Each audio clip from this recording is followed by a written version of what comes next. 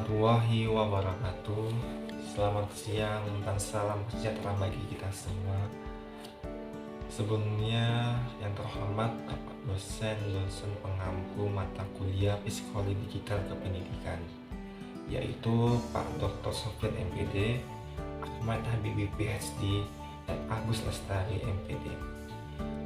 Saya adalah mahasiswa Administrasi Pendidikan. Sebelum perkenalkan diri, saya Muhammad Arya Pratama dengan NIM A1D52368. Kali ini saya akan memaparkan materi tentang perkembangan kognitif dan emosional pada anak dalam konteks digital.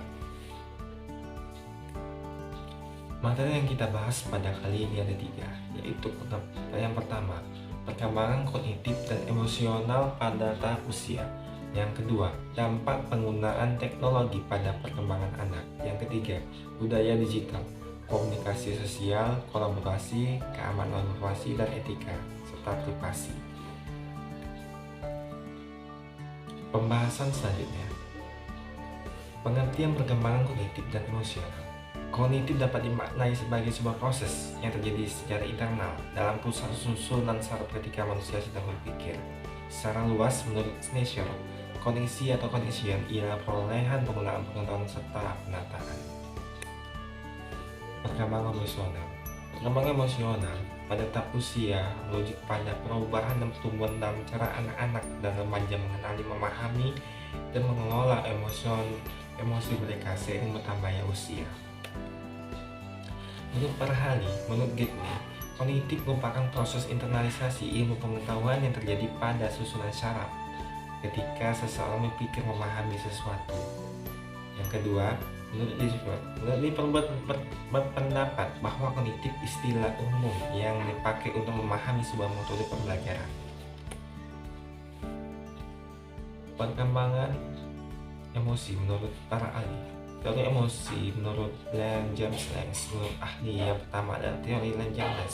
Teori ini termasuk sebagai pendapat yang dikemukakan paling awal pada masa psikologi modern. Yang kedua, facial feedback. Teori emosional menurut ahli berikutnya adalah teori facial feedback yang dikemukakan oleh Charles Darwin dan William James.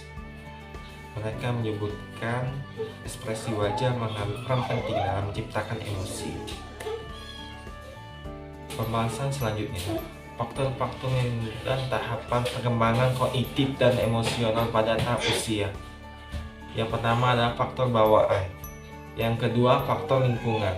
Yang ketiga, faktor minat dan bakat. Yang keempat, faktor kebebasan berpikir. Yang kelima, faktor konteks sosial. Yang keenam, faktor ekonomi. Dampak penggunaan teknologi pada perkembangan anak.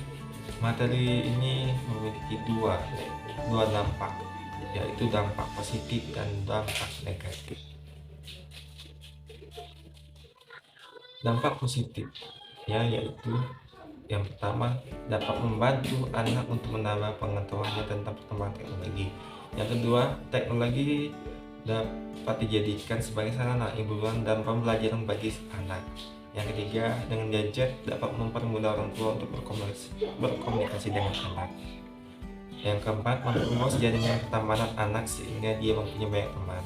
Yang kelima, memberikan pelajaran komputer yang sesuai dengan kebutuhan anak sejak sekarang akan membantunya pada masa yang akan datang. Dampak negatif dari penggunaan teknologi. Yang pertama, anak bisa lupa belajar karena banyak menonton atau bermain gadget. Yang kedua, terdapat banyak acara yang tidak mendidik di gadget maupun di televisi. Yang ketiga, terdapat banyak informasi yang mudah diakses oleh siapapun, tidak kecuali oleh anak-anak. Yang keempat, adanya games yang di gadget atau di TV menyebabkan anak mengalihkan perhatiannya pada saat belajar.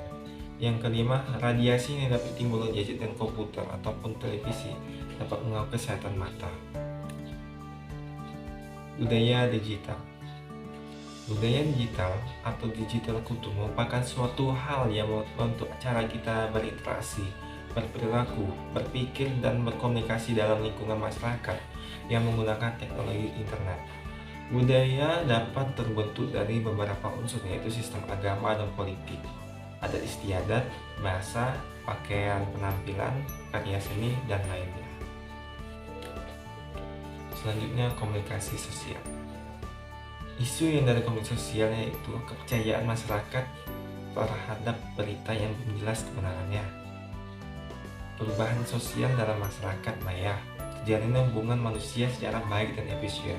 Dampak positif dari komunikasi sosial yaitu bisa berkomunikasi secara online tanpa bertemu langsung. Terus dampak negatif dari komunikasi sosial ini yaitu manusia bersifat egois dan minimnya sosialisasi bersama yang lain. Keamanan informasi. Isu dari keamanan informasi yaitu pemerintah mengeluarkan kebijakan bagi yang menerobos keamanan informasi. Banyaknya pihak yang membuka data yang bukan untuk publik. Dampak positif dari keamanan informasi itu dapat mengecek keamanan informasi menggunakan digital internet yang mudah. Bisa mengecek penipuan pada sistem informasi. Apabila keamanan informasi dijalankan secara benar, maka akan menjamin keberlangsungan proses bisnis suatu organisasi dalam menjalankan visi dan misi. Dampak negatif dari keamanan informasi yaitu pemanfaatan data-data yang seharusnya bukan untuk publik, tindakan yang tidak sah berisiko pencurian dan penyingkapan informasi, berpotensi menimbulkan kejahatan pada sumber daya informasi. Kolaborasi. Isu dari kolaborasi yaitu adanya transaksi online yang mempermudah urusan pada masa pandemik, dipermudah banyaknya perkembangan pada budaya. Dampak positif dari kolaborasi yaitu kemajuan yang pesat pada bidang digital, mempermudah segala urusan pada kehidupan sehari-hari. Jarak tidak menjadi kendala dalam menjangkau kolaborasi. Dampak negatif dari kolaborasi yaitu adanya pengabaian pemikiran dari suatu kelompok, rendahnya ketersediaan lapangan pekerjaan karena sumber daya manusia telah digantikan oleh teknologi digital. Selanjutnya, etika. Isu dari etika yaitu kurangnya pemahaman tentang etika dan berinternet. Ya, dan salah dalam mempergunakan internet.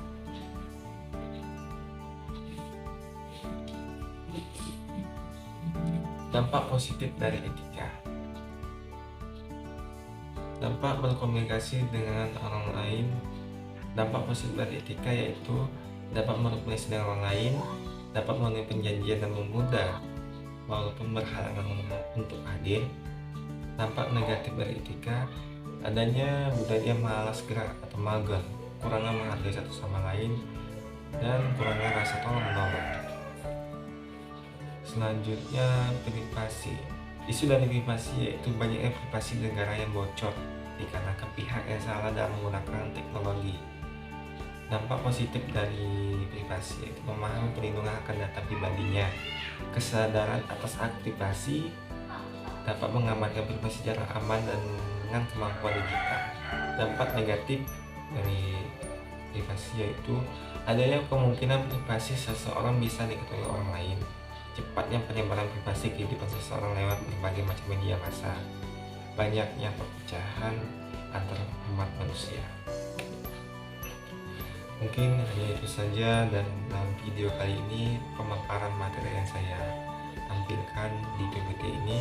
Sebenarnya terima kasih banyak telah menonton video ini.